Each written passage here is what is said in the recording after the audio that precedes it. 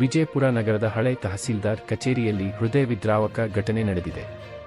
ಕಳೆದ 5 ತಿಂಗಳುಗಳಿಂದ ಬಂದಾಗಿದ್ದ ಪಿಂಚಣಿಯನ್ನು ಮತ್ತೆ ಪ್ರಾರಂಭ ಮಾಡಿಸಿಕೊಳ್ಳಲು ಅರ್ಜಿ ಸಲ್ಲಿಸಲು ಬಂದಿದ್ದ ಸುಮಾರು 70 ವರ್ಷದ ವಯೋವೃದ್ಧ ವಿಜಯಪುರದ ಗಾಂಧಿನಗರ ನಿವಾಸಿ ಸೈಬುದ್ದೀನ್ ಸಾರವಾಡ ಅವರು ಕಚೇರಿ ಆವರಣದಲ್ಲಿ ಇದ್ದಕ್ಕಿದ್ದಂತೆ ಕುಸಿದು ಬಿದ್ದಿದ್ದಾರೆ.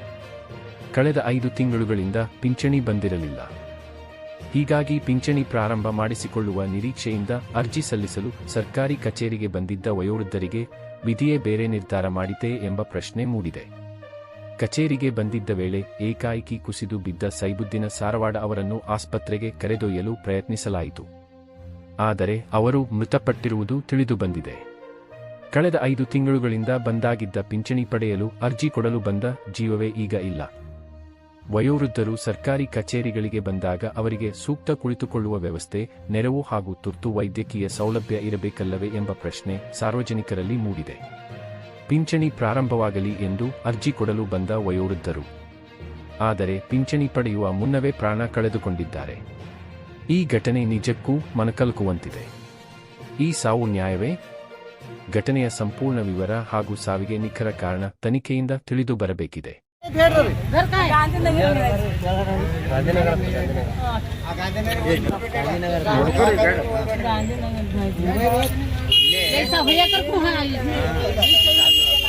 ಈಶ್ವರಕ್ಕೆ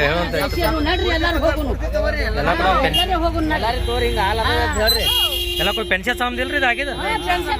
ನಾವು ಮಾತಾಡಿದೇವೆ ನಡಿಲಕ್ ಬರವಲ್ದು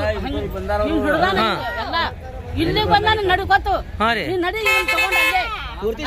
ಪೆನ್ಷನ್ ದವ್ರಿಗೆ ಅವರಿಗೆ ಕೆಲವ್ರ ಮನೆಗೆ ಯಾರೇ ಬಂದು ಕೊಟ್ರೆ ನಡೆಯತ್ತೇನ್ರಿ ಅರ್ಜಿ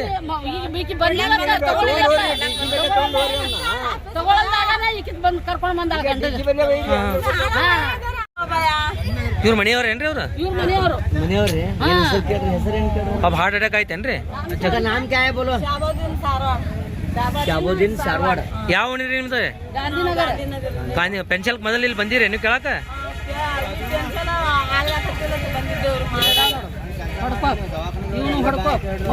ಮುತ್ಯಾರ ತೆಗಿರಿ, ಮುತ್ಯಾರ ಫೋಟೋ ತೆಗಿರೋದು ಕೆಳಗಿಂದ ಅರ್ಜಿ ತೆಗಿರಿ.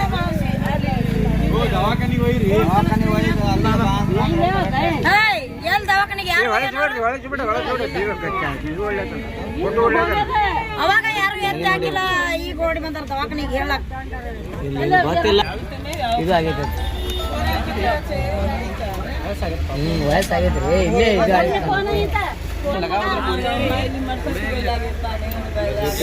फोटो काट सके हो गया खलास हो गया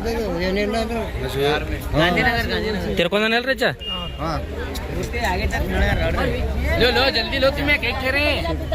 दवाखाने जाओ लो आगे लो गाड़ी पीछे तो लो.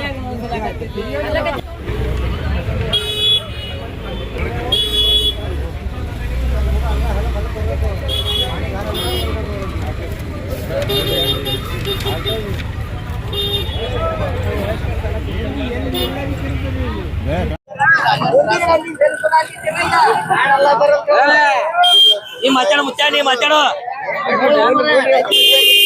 ಅಕ್ಕಿ ಹೋಗಲತ್ರಿ. ಹೌದು ಆಯ್ತು, ನೀವು ಮಾತಾಡ್ರಿ. ಪಬ್ಲಿಕ್